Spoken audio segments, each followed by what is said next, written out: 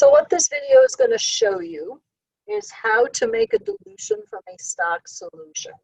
So in the previous video, we made a 0.4 molar copper 2 sulfate pentahydrate solution, and it is a pretty blue color. So we want to make it a lower concentration to a 0.1 molar, and we're going to put it into a 100 milliliter volumetric flask, okay? And so we need to do some math first, and then we will do the actual dilution. So this type of problem, we are going to be using M1V1 is equal to M2V2. And with this problem, we are going to take the stock solution of 0.4 and multiply it by how many milliliters we need to put in the new container.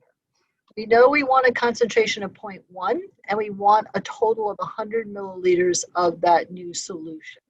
So all you have to do is essentially find the X. It's going to be 0.1 times 100 divided by the 0.4, and you end up with 25 milliliters of stock. So now I'm going to take the stock solution and pour it into a beaker, and this is just for ease of use, so I could pipette directly out of that beaker instead of pipetting out of the volumetric flask. So this is my 25 ml volumetric pipette, and I have a bulb that I'm going to use. I'm going to squeeze the air out of it and put it to the top of the pipette so that it could suck up the liquid.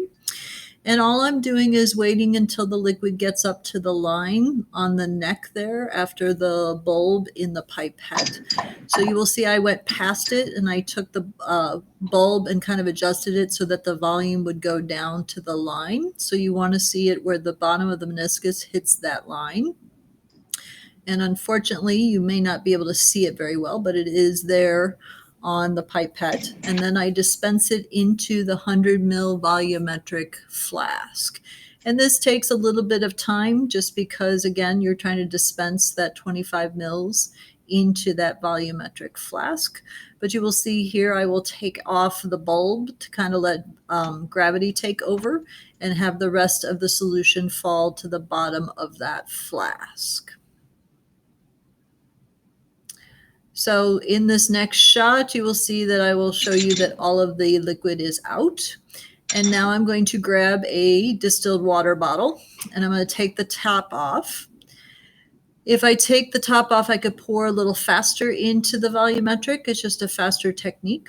And then once I reached kind of the neck of the volumetric, I put the squirt bottle back together and I squirt it slowly so that I hit the adding of the water to the bottom of that meniscus, which I have in the black marker there.